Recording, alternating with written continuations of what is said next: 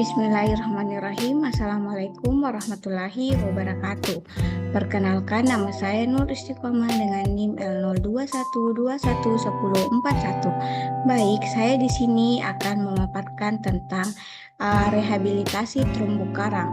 Adapun pengertian dari rehabilitasi itu sendiri adalah rehabilitasi merupakan upaya untuk mengembalikan peran ekosistem sebagai penyangga kehidupan biota laut.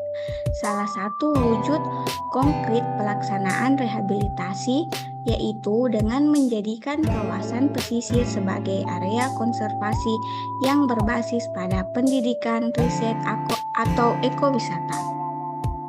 Adapun teknik dari rehabilitasi ini sendiri ada 3 yang saya akan paparkan ke kalian semua.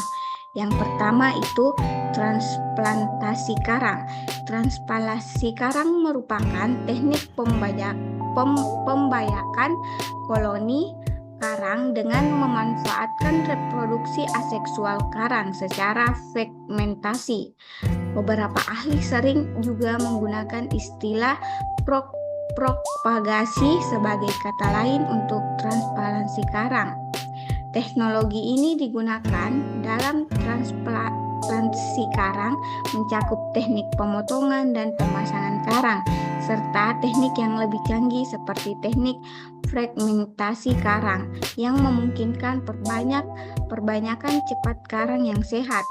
Adapun metode dari transplantasi karang merupakan salah satu cara sederhana untuk memperbaiki terumbu karang.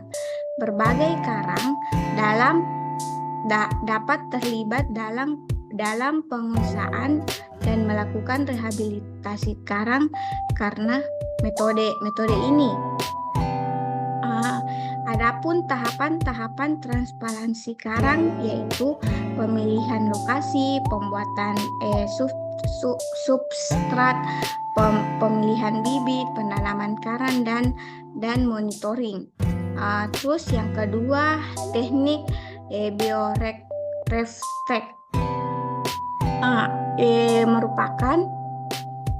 merupakan teknologi hijau yang memanfaatkan bahan alami atau yang disebut dengan tempurung kelapa sebagai media untuk menempelkan larva planula karang sampai menjadi koloni individu baru atau terumbu. Adapun bahan yang diperlukan untuk membuat biorefleks ini antara lain tempurung kelapa, pipa aluminium, rangka besi, kawat, kayu, triplex, pasir batu, caples, dan semen. Alat ini yang diperlukan antara lain gurinda, sendok semen, serta tempat yang membuat campuran semen dan pasir. Selain itu, ada juga beberapa teknik rehabilitasi lainnya yang efektif menggunakan teknik patok kelapa, penggunaan jaring, substrat, rangka, serta kombinasi jaring dan substrat ataupun rangka. Adapun keunggulan dari teknik rehabilitasi teknologi biorefleks yaitu pengerjaannya yang tidak sulit, terbuat dari bahan alami dan mudah diperoleh, mudah diaplikasikan, biaya pembuatannya mudah atau efisien, dan dampak negatifnya sangat minim. Teknik ini sendiri merupakan teknik yang ramah lingkungan karena berbahan dasar alami dan alam itu sendiri, karena memakai tempurung kelapa sebagai wadah untuk benih terumbu karang yang baru sebagai tempat penempelan tunas karang yang baru. Adapun yang ketiga yaitu RefStar atau Mars. RefStar atau Mars ini sendiri merupakan teknologi inovasi yang dikembangkan untuk mempercepat dan meningkatkan proses rehabilitasi terumbu karang.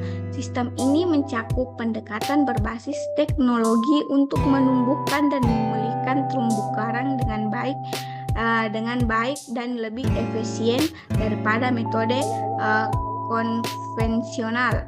Adapun beberapa keuntungan dari RefStar atau Mars ini sendiri yaitu menggunakan struktur buatan yang dirancang khusus untuk menjadi tempat berpijak bagi larva terumbu karang dan memfasilitasi pertumbuhan terumbu karang yang sehat. Terus kestabilan lingkungan.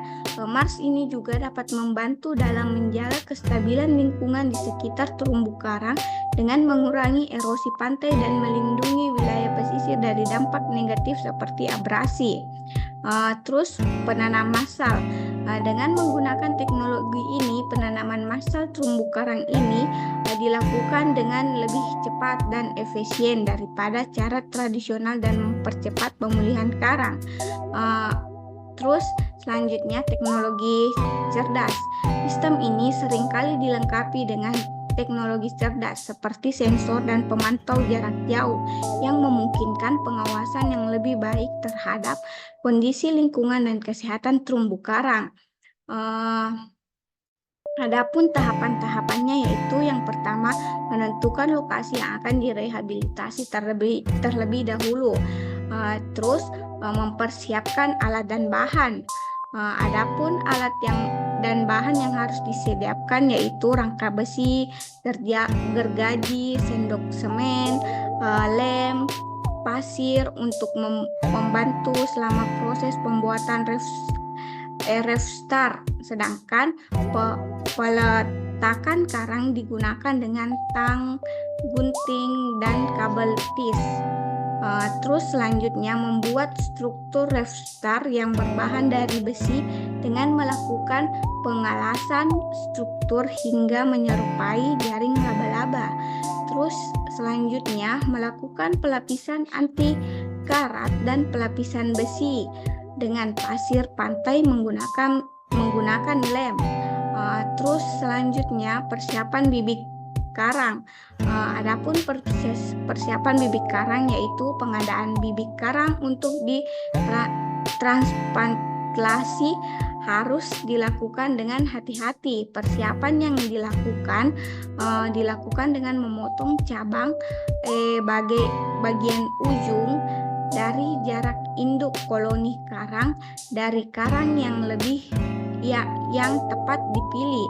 Bibit dipotong dengan menggunakan gunting baja dengan kiraan ukuran bibit 9-12 cm.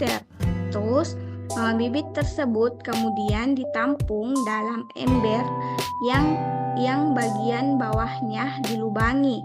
Waktu opsional bibit berada dalam ember sekitar 20-30 menit. Terus selanjutnya penempelan karang adopsi dalam struktur RefStar. Selanjutnya bibit yang telah disediakan atau yang telah disiapkan diikat pada RefStar yang telah disusun. Pengikatan dilakukan dengan erat dengan menggunakan kabel tis sehingga tidak mudah lepas serta diupayakan pada berbagai bahan pada bagian bawah bibit dengan posisi tegak. Adapun contoh yang akan saya lihatkan yaitu ini merupakan contoh dari transplantasi terumbu karang. Terus yang kedua ini contoh dari teknologi BioRefTech yang menggunakan tempurung kelapa sebagai bahan utamanya. Terus yang ketiga itu contoh dari RefStar atau Mars yang seperti jaring-jaring laba-laba. Baik, sekian dari persentase yang dapat saya sampaikan. Lebih dan kurangnya mohon dimaafkan. Wabillahi taufiq wasada. Assalamualaikum warahmatullahi wabarakatuh.